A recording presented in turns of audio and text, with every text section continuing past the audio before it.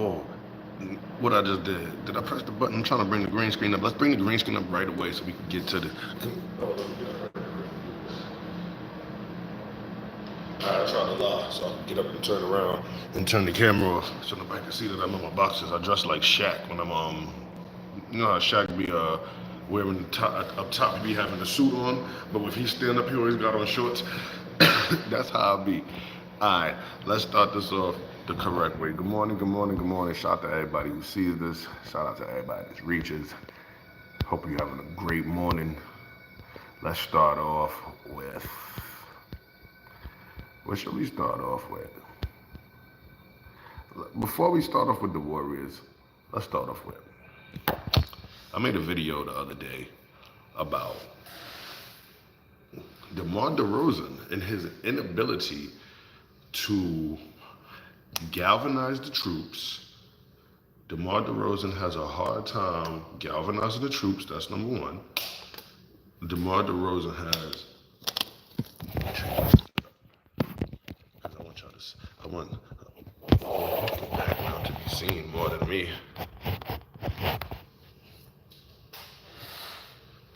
DeMar DeRozan has been on 3 teams that have failed really bad.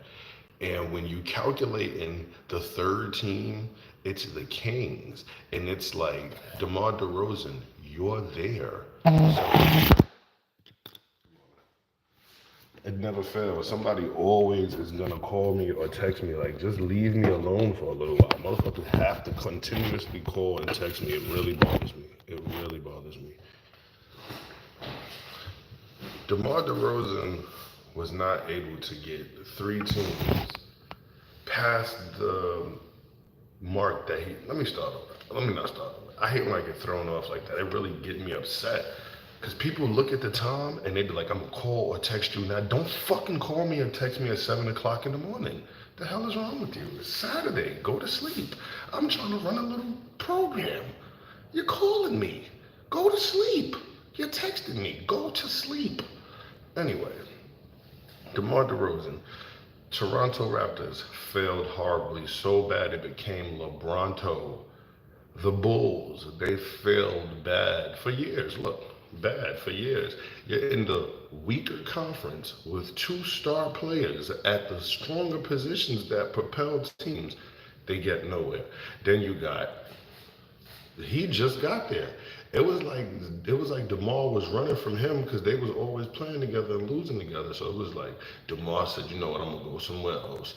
And he got there. As soon as he got there, they lost and De'Aaron Fox left. He was like, yo, I made my decision. This franchise is not serious. If I'm De'Aaron Fox, the franchise player, and I'm like, I need a little help, and y'all go out and get DeMar DeRozan, I'm leaving. Y'all don't want to win. Y'all are playing games. Y'all are trying to have a name that seems like it's supposed to do it, but never does it, and we'll never get it done with that name. That's how I feel about DeMar DeRozan. That's how I'm just keeping it real. I'm just keeping it real. DeMar DeRozan, heavy failure. Heavy failure. Heavy failure. Let's talk about this. The Rockets had a record of 2-3 again. Oh, the Warriors beat the Rockets 3 times this season. That makes it interesting that I thought the Rockets beat the Warriors 3 times this season. So I was kind of down on my boys. I was like, my boys might not be able to get it done because the Rockets seem to be a team that you don't want to play with. I'm just keeping it a buck. Even the win probability, it goes to the Rockets. The Rockets seem to be a team that you don't want to mess with. This not the team. This not the team that I'm trying to shuck and jive with. I'm trying to get over the hump really quick with this team because this team seems like if we make this a 6 or a 7 game series, that means they're winning games. We don't want to have them winning games. We don't want to have them winning games, man. Let's talk about something we need to talk about. Did he pop up? When is Steve Kerr going to play Jonathan Kuminga? This is what I don't like about the NBA. Y'all are playing a game with this boy's psyche, with his ability to provide for his family and be a real productive human. Because this farce of sports and the NBA and entertainment is not real life. They live this life where y'all are above the fray so high. I don't understand real life. So, and the people who control the money in these franchises and industries understand what I just said. And they also understand you don't understand what I just said.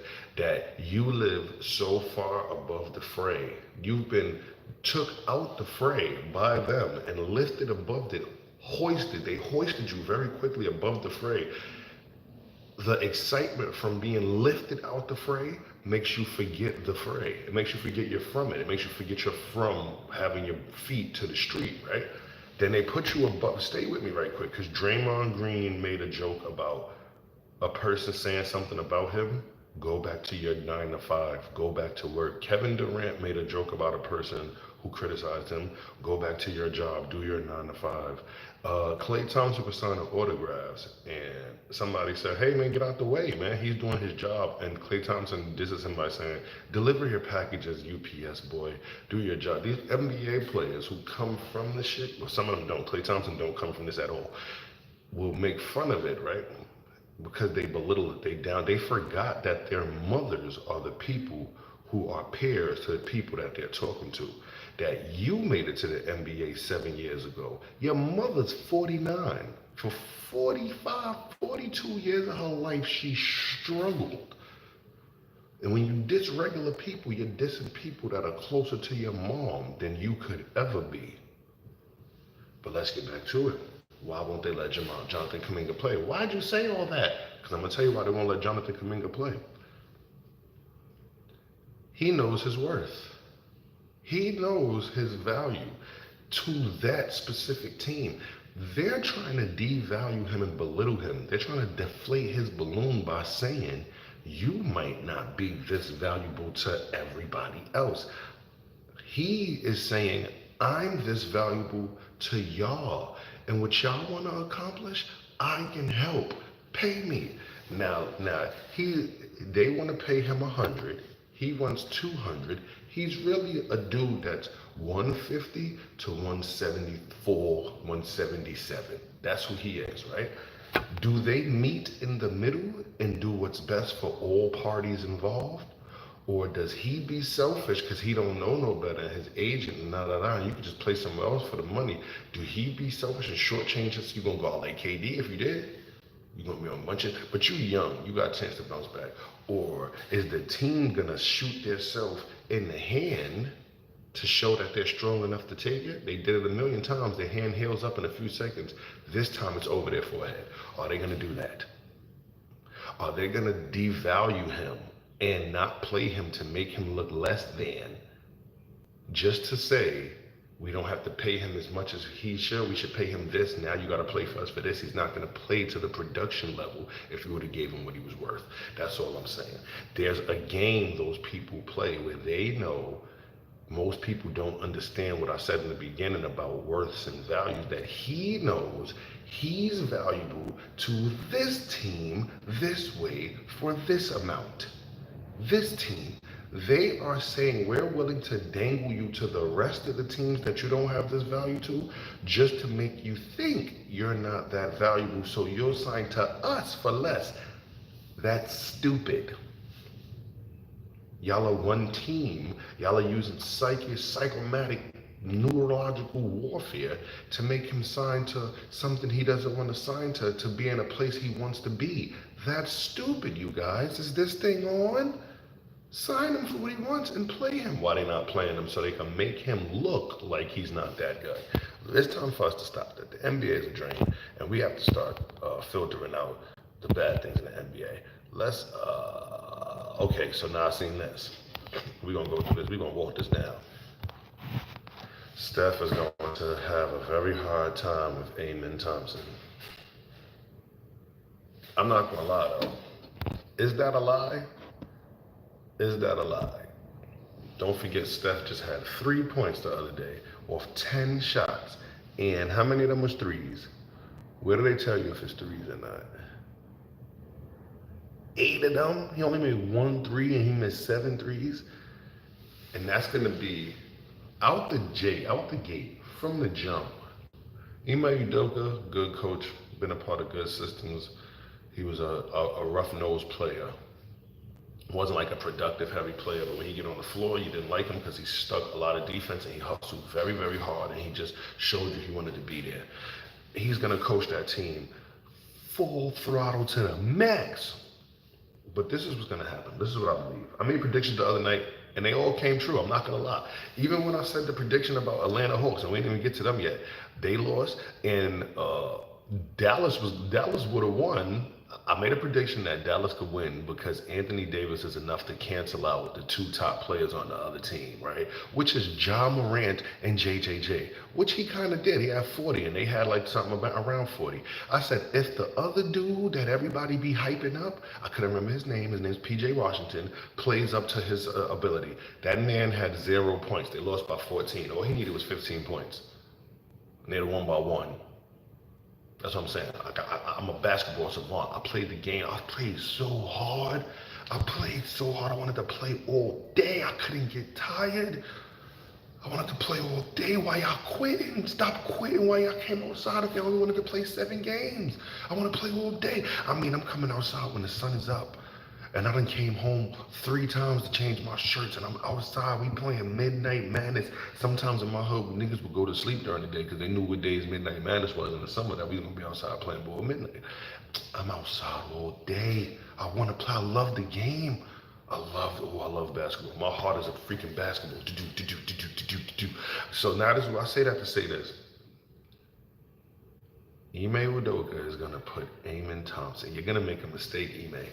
You're going to put Amen Thompson on Steph Curry to start a 7-game series, best of 4. Best of 7, who gets the 4 first, 7-game series. You're going to put Amen Thompson, your best defender and only capable defender of Steph, on that team. Don't tell me about Dylan Brooks. You're going to start the first game, first minutes, first time Steph get the ball. If Amen is anywhere in vicinity, he will switch on to Steph. If he's guarding him, he will be guarding him. If not, then we'll just see what happens. That's their worst nightmare. This is Ime Udoka's worst nightmare.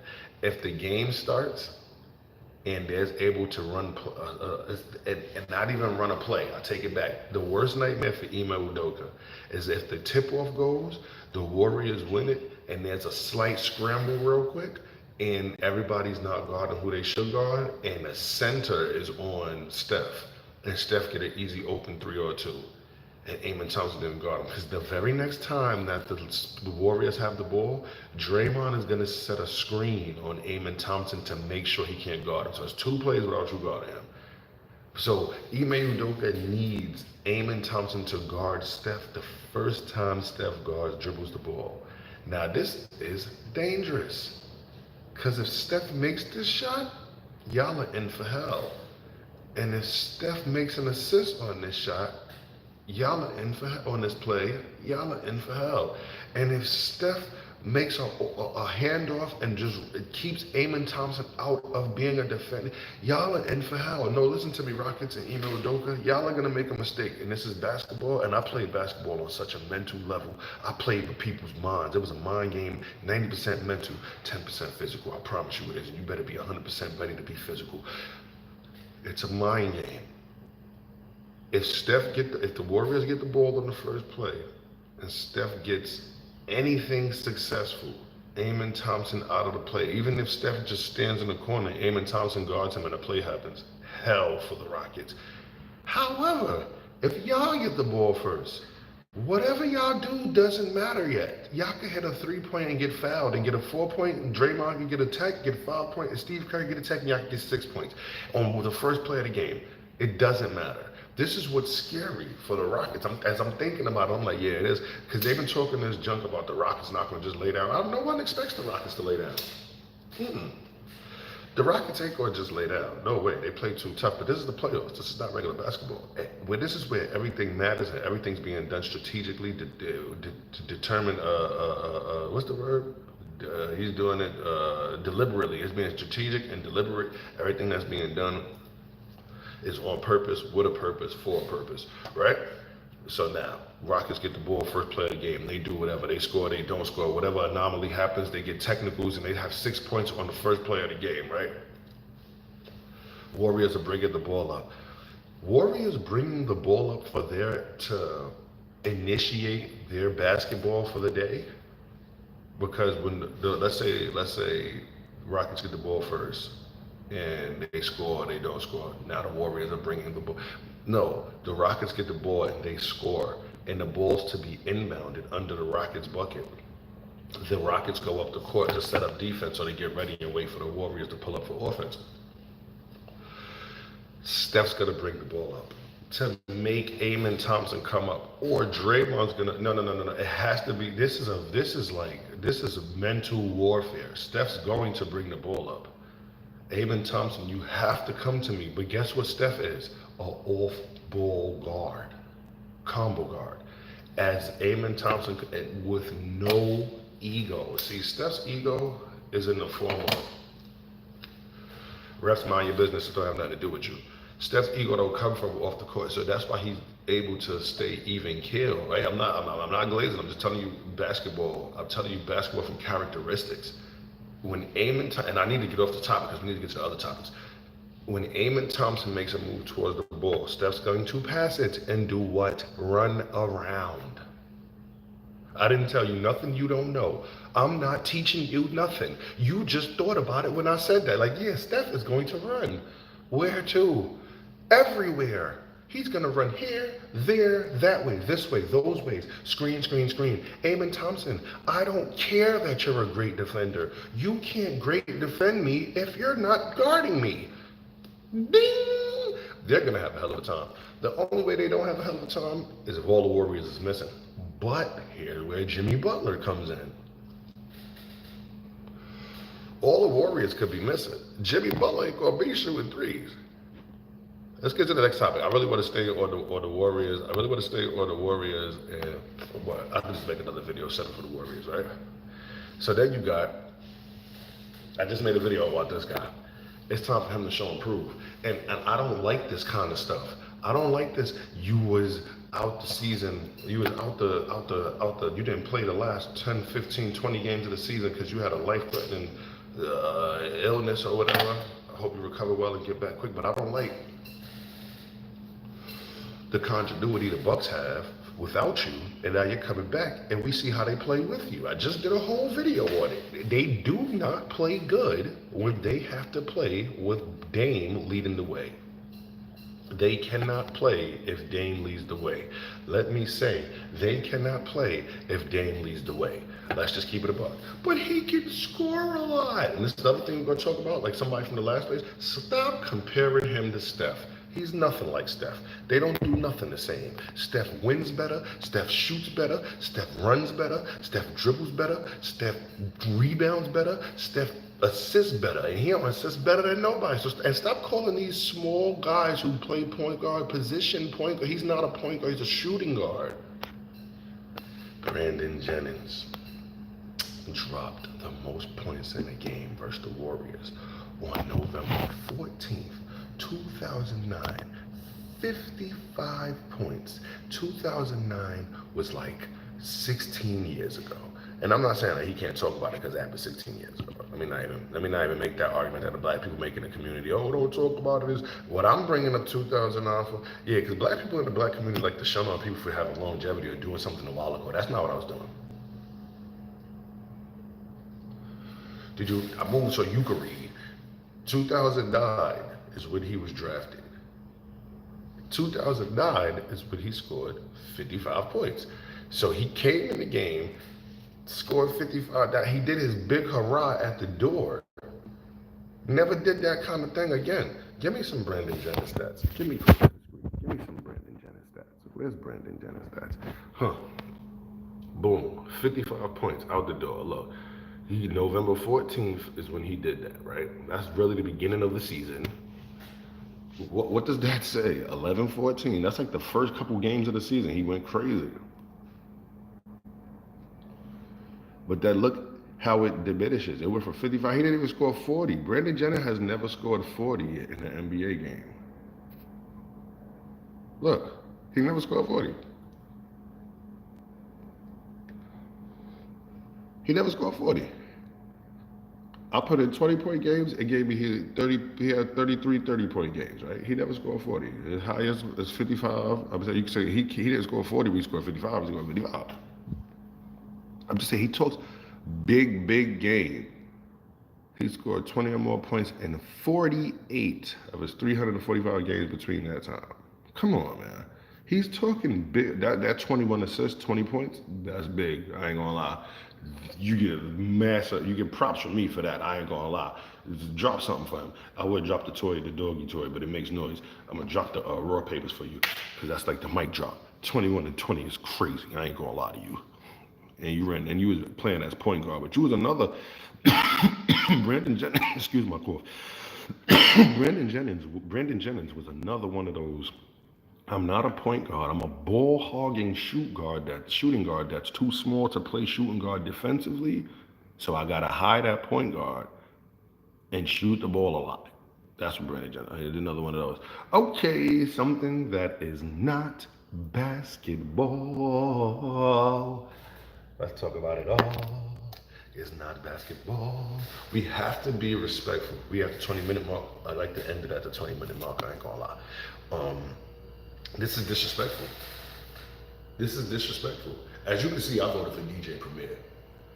But we have to stop adding Swiss Beats to these tier of producers.